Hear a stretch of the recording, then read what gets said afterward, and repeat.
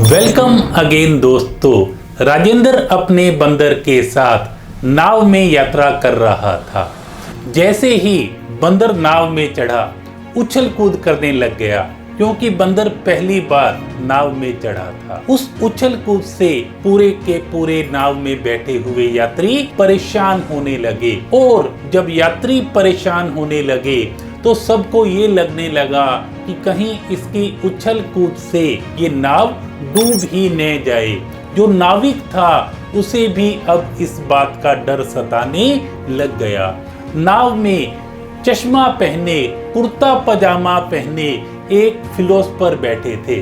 Philosopher ने राजेंद्र को कहा, अगर तुम कहो तो मैं इस बंदर को शांत कर सकता हूँ, और ऐसा शांत करूँगा जैसे घर में भीगी बिल्ली शांत होकर बैठ जाती है, ये भी शांत होकर नाव में बैठ जाएगा। राजेंद्र रेडी हो जाते हैं।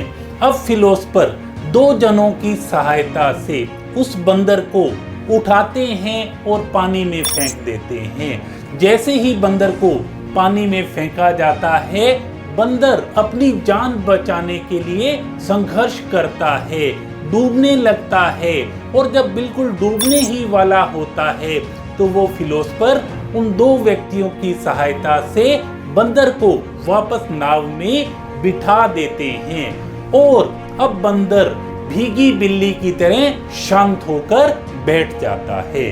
सब लोग हैरान हो जाते हैं और फिलोसफर से पूछते हैं, ये कैसे हुआ? फिलोसफर कहता है, जब मैंने इसको पानी में डाला तब इसे पानी की ताकत का एहसास हुआ, नाव की उपयोगिता का एहसास हुआ, और अपने जीवन की कीमत समझ में आई, और ये चुपचाप शांत होकर बैठ गया। दोस्तों, ऐसा ही हमारे जीवन में होता है। कई बार हमें कुछ चीजें आसानी से मिल जाती हैं, और जब हमें चीजें इजी गोइंग मिल जाती हैं तब हम उछल कूद करने लग जाते हैं, अन्य लोगों को परेशान करने लग जाते हैं, और अपने आप को किंग समझने लग जाते हैं। लेकिन दोस्तों, इस धरती पे जो राज है वो ईश्वर का राज है, इसलिए हमें ज्यादा उछल कूद नहीं करनी चाहिए, बल्कि उसमें विश्वास रखना चाहिए। क्योंकि किसी ने कहा था, ख्वाहिशें जब भी हद से बड़ी होंगी, ख्वाहिशें जब भी हद से बड़ी होंगी, मुसीबतें नित नई रोज खड़ी होंगी, मुसीबतें नित नई रोज खड़ी होंगी।